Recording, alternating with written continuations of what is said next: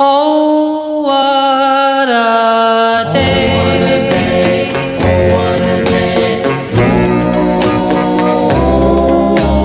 Oh, what a day. Oh, what a day when we fell in love.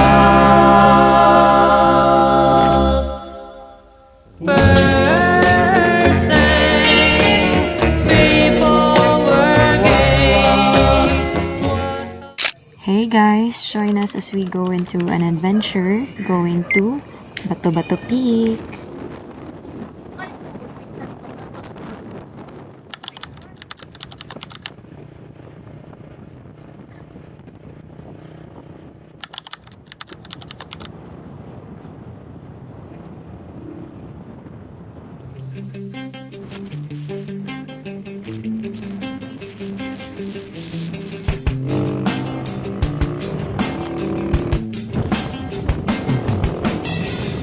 Iniwan ka na ng eroplano.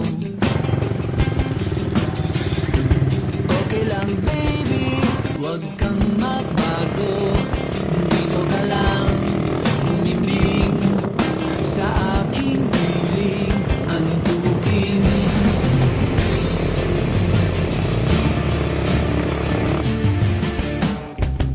kukupin na lang kita. Sorry, wala ka nang magagawa. Mahalin mo na lang ako ng sobra-sobra, para patas naman tayo, diba? Sasalubungin natin ang kinabukasan nang walang takot at walang pangamba. So after we traveled for like an hour from Marvel to Colombia Sultan Kudarat, we finally reached Bato Bato Peak.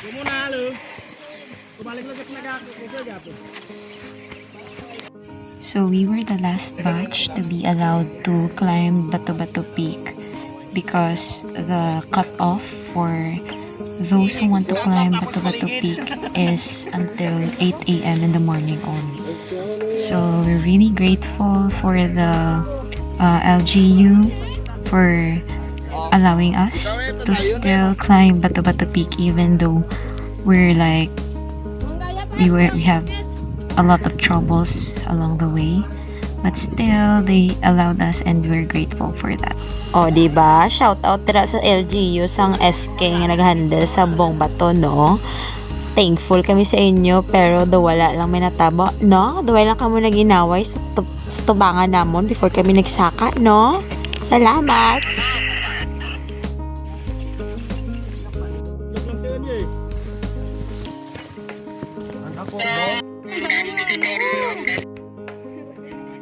Cut guys, cut. Cut mo guys. Guys, kamusta naman di? Oh, hindi na pwede!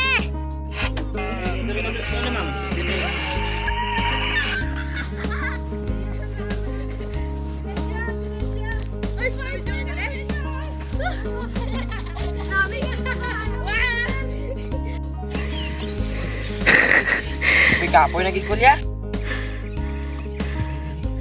Ako. Ay, ganda.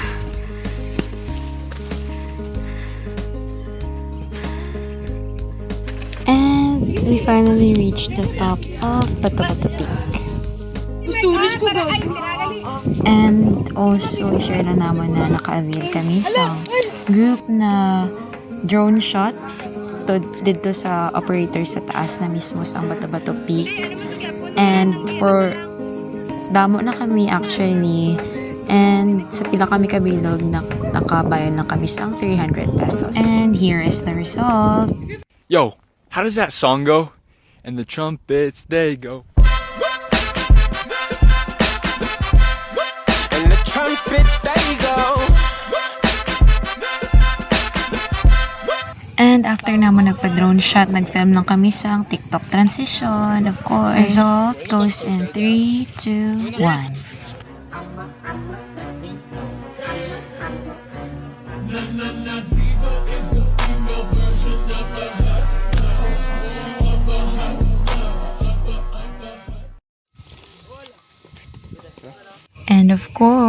guys, hindi dapat madula ang ako ng mga aura farming.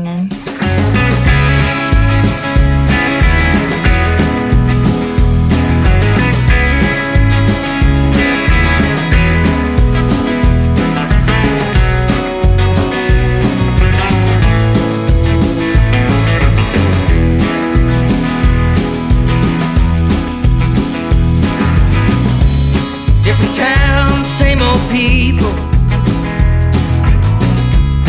Hightailing to the road.